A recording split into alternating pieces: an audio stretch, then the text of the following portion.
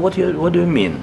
I'm talking about the kind of diplomacy that's going to end the destruction of your country. Yes, but if you Mr. President, with respect, I think it's disrespectful for you to come into the Oval Office and try to litigate this in front of the American media. Right now, you guys are going around and forcing conscripts to the front lines because you have manpower problems. You should be thanking the President for trying to bring an end to this conflict. Have you ever been to Ukraine that you say what problems we have? I have been to. Come once. I've actually watched and seen the stories, and I know what happens is you bring them on a propaganda tour, Mr. President.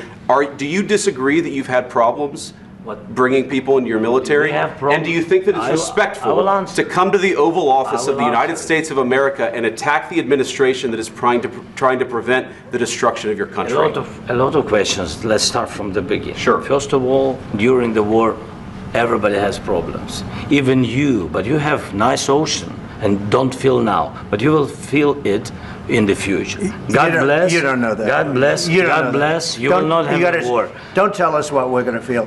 We're trying to solve a problem. Don't tell us what we're going to feel. I'm not telling you. Because you're in no position to dictate that. That's exactly Remember what this. You're in no position to dictate what we're going to feel. We're going to feel very good. You will feel influence. We're going to feel very good and very strong. You will feel influence. You're right now not in a very good position.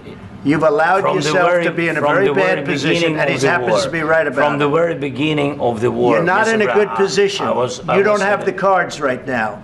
With us, you start having cards. But right now, you don't. You're playing cards. Mr. President. You're playing cards. You're gambling with the lives of millions of people. You're gambling with World War III.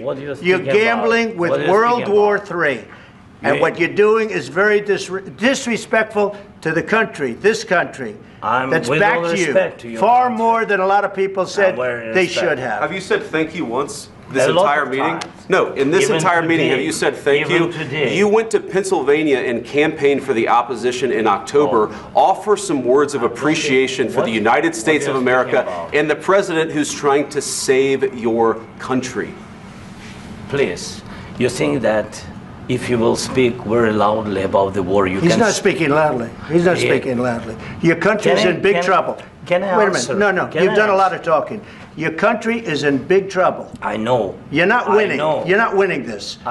You have a damn good chance of coming out okay because of us. Mr. President, we are staying in our country, staying strong from the very beginning of the war. We've been alone, and we are thankful. I said thanks you haven't been in this alone. cabinet. You haven't been alone. In this cabinet. We gave you, through this stupid president, $350 billion.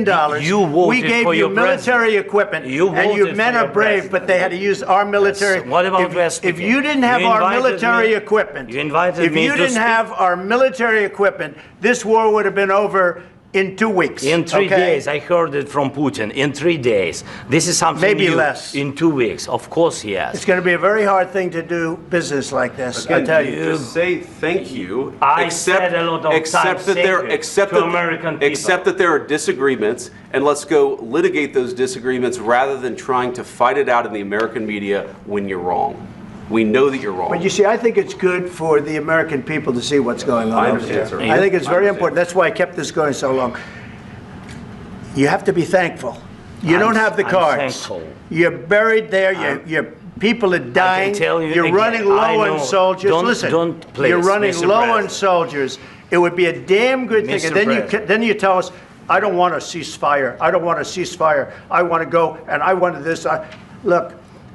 If you could get a ceasefire right now, I tell you, you take it so the bullets stop flying and your men stop getting killed. Of course, we want to stop the war. But you're saying you don't want a ceasefire. But I said to you, I want a ceasefire. With guarantees. Because you'll get a ceasefire faster than an agreement. Ask our people about ceasefire, what they think. That wasn't with me. That wasn't with me. That was with a guy named Biden, who was not a smart person. That was with Obama. It was your president. Excuse me. That was with Obama, who gave you sheets, and I gave you javelins. Yes. I gave you the javelins to take out all those tanks. Obama gave you sheets. In fact, the statement is Obama gave sheets and Trump gave javelins. You got to be more thankful, because let me tell you, you don't have the cards. With us, you have the cards. But without us, you don't have any cards. One more question to Mr. Vice President. I'm sorry, here. It's going to be a tough deal to make, because the attitudes have to change.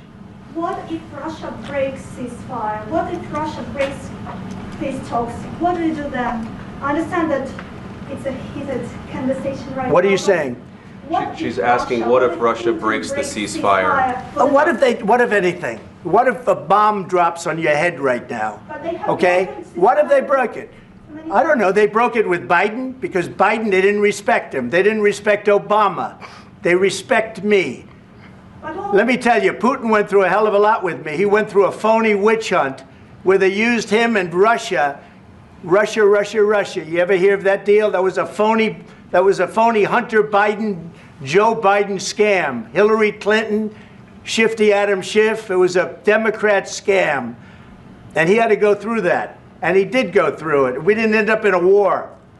And he went through it. He was accused of all that stuff. He had nothing to do with it. It came out of Hunter Biden's bathroom. It came out of Hunter Biden's bedroom. It was disgusting.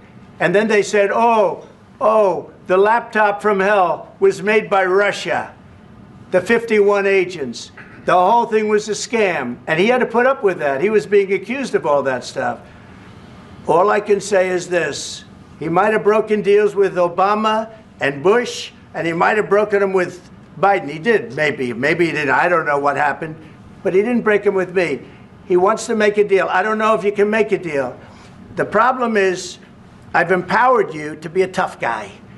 And I don't think you'd be a tough guy without the United States. And your people are very brave. But you're either going to make a deal or we're out. And if we're out, you'll fight it out.